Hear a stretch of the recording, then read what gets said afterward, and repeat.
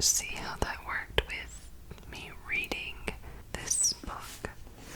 Jane Eyre is actually in the public domain in the United States, so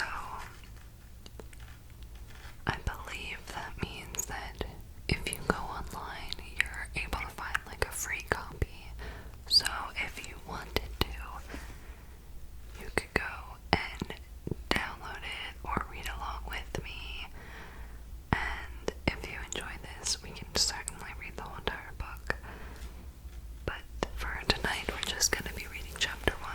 I will try my best to say everything correctly, but I'm not the best at pronunciation or anything like that, so hopefully that doesn't bother anybody too bad, but feel free to correct me in the comments if you want. I make no promises that if we decide to continue reading this, it's gonna get better, but I enjoy reading, and I'm really excited to read to you guys and see if you like it. Chapter 1. There was no possibility of taking a walk that day.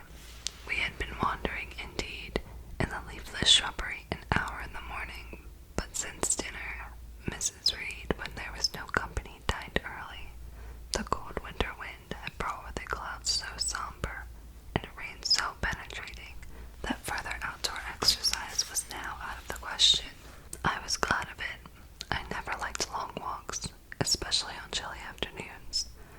Dreadful to me was coming home in the raw twilight with nipped fingers and toes, and a heart saddened by the chidings of Bessie the nurse, and humbled by the consciousness of my physical inferiority to Eliza, John, and Georgina Reed. The said Eliza, John, and Georgina were now clustered round their mamma in the drawing room. She lay reclined on a sofa by the fireside, and with her darlings about her, for the time neither quarrelling nor crying, looked perfectly happy. Me she had dispensed from joining the group, saying she regretted to be under the necessity of keeping me at a distance, but until that she heard from Bessie, and could discover by her own observation that I was endeavoring in good earnest to acquire a more sociable and childlike disposition, a more attractive and sprightly manner, something lighter, franker, more natural, as it were. She really must exclude me from privileges intended only for contented, happy little children. What does Bessie say I've done? I asked. Jane, I don't like cavillers or questioners. Besides, there is something truly forbidding in a child taking up her elders in that manner. Be seated somewhere, and until you can speak pleasantly, remain silent. A small breakfast room adjoining the drawing room. I slipped in there. It contained a bookcase. I soon possessed myself of a volume, taking care that it should be one stored with pictures. I mounted into the window seat, gathering up my feet. I sat cross-legged like a Turk, and having drawn the red moreen curtain nearly close, I was shrined in a double retirement. Folds of scarlet drapery shut in my view to the right hand. To the left were clear planes of glass, protecting but not separating me from the drear November day. At intervals, while turning over the leaves of my book, I studied the aspect of that winter afternoon. Afar, it offered a pale blank of mist and cloud. Near, a scene of wet lawn and storm-beat shrub with ceaseless rain sweeping away wildly before a long and lamentable blast. I returned to my book, Buick's History of British Birds. The letterpress thereof I cared little for, generally speaking, and yet there were certain introductory pages that, child as I was, I could not pass quite as a blank. They were those which treat of the haunts of seafowl, of the solitary rocks and promontories, by them only inhabited, of the coast of Norway, studded with isles from its southern extremity, the Lindeness, or Naze, to the North Cape, where the northern ocean in vast whirls boils round and naked, melancholy isles of the farthest thole, and the Atlantic surge pours in among the stormy hybrids. Nor could I pass unnoticed the suggestion of the bleak shores of Lapland, Siberia, Spitzbergen, Nova Zembla, Iceland, Greenland, with the vast sweep of the Arctic zone, and those forlorn regions of dreary space, that reservoir of frost and snow where firm fields of ice, the accumulation of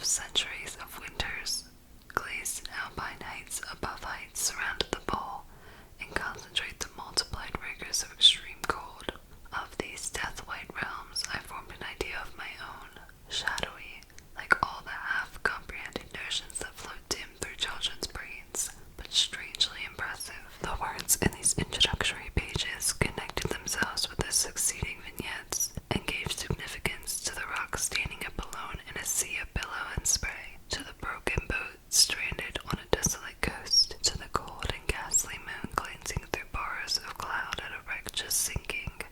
I cannot tell what sentiment holds at the quaint solitary churchyard, with its inscribed headstone, its gate, its 2 trees, its low horizon, girdled by a broken wall, and its newly risen crescent, attesting the hour of eventide. The 2 ships becalmed on a torpid sea, I believe to be marine phantoms.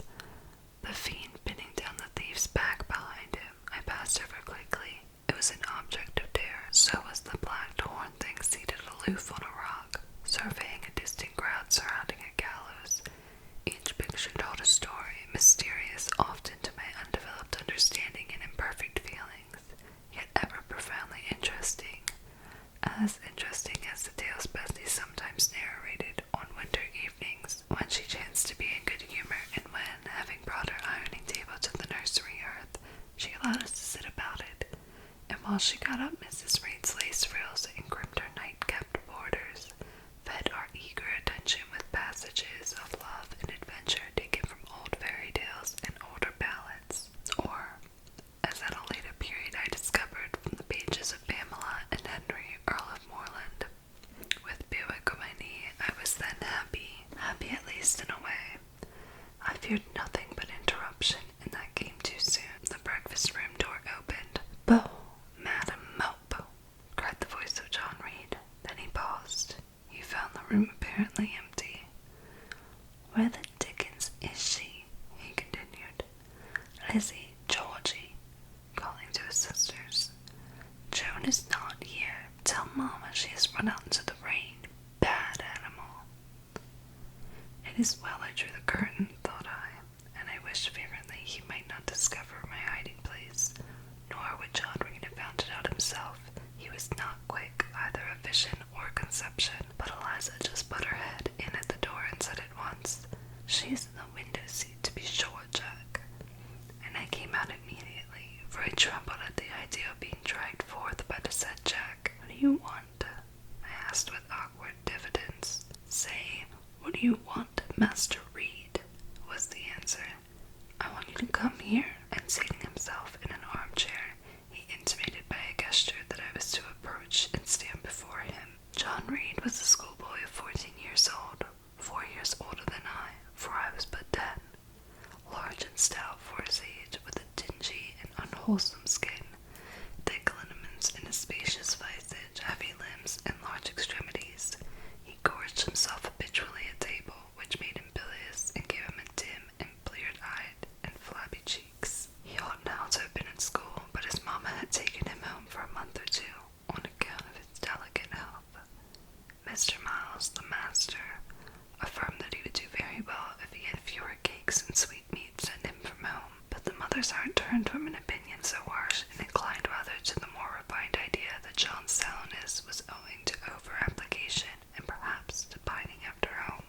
John had not much affection for his mother and sisters, and an antipathy to me. He bullied and punished me, not 2 or 3 times in the week, nor once or twice in the day, but continually. Every nerve I had feared him, and every morsel of flesh on my bones shrank when he came near. There were moments when I was bewildered by the terror he inspired, because I had no appeal whatever against either his menaces or his inflictions. The servants did not like to offend their young master by taking my part against him, and Mrs. Reed was blind and deaf on the subject. She never saw him strike or heard him abuse me, though he did both now and then in her very presence, more frequently, however, behind her back. Habitually obedient to John, I came up to his chair. He spent some 3 minutes in thrusting out his tongue at me as far as he could without damaging the roots. I knew he would strike soon, and while dreading the blow, I mused on the disgusting and ugly appearance of him who would presently deal it. I wonder if he read that notion in my face, for all at once, without speaking, he struck suddenly and strongly. I tottered, and on regaining my equilibrium, retired back a step or 2 from his chair. "That is for your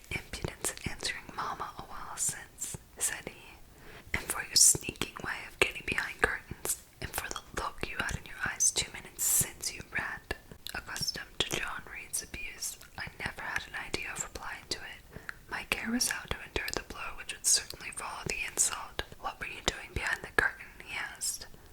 "I was reading." "Shoo the book." I returned to the window and fetched it. "You have no business to take her books. You are a dependent. Mamma says you have no money. Your father left you none. You ought to beg, and not to live here with gentlemen's children like us, and eat the same meals we do, and wear clothes at our mamma's expense. Now, I'll teach you to rummage my bookshelves, for they are mine. All the house belongs to me, or will do in a few years. Go and stand by the door, out of the way of the mirror and the windows." I did so, not at first aware what was his intention, but when I saw him lift and poise the book, and stand and act to hurl it, I instinctively started aside with a cry of alarm. Not soon enough, however. The volume was flung, it hit me, and I fell, striking my head against the door and cutting it. The cut bled, the pain was sharp. My terror had passed its climax, other feelings succeeded. "Wicked and cruel boy," I said. "You're like a murderer, you're like a slave driver, you're like the Roman emperors."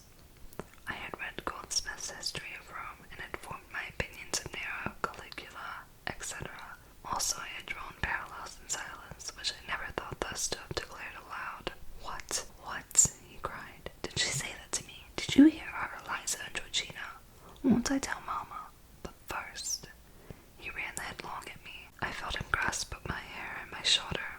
He had closed with a desperate thing. I really saw in him a tyrant, a murderer. I felt a drop or two of blood from my head trickle down my neck, and was sensible of somewhat pungent suffering. These sensations for the time predominated over fear, and I received him in a frantic sort. I don't very well know what I did with my hands, but he called me rat, rat, and bellowed out loud. Aid was near him. Eliza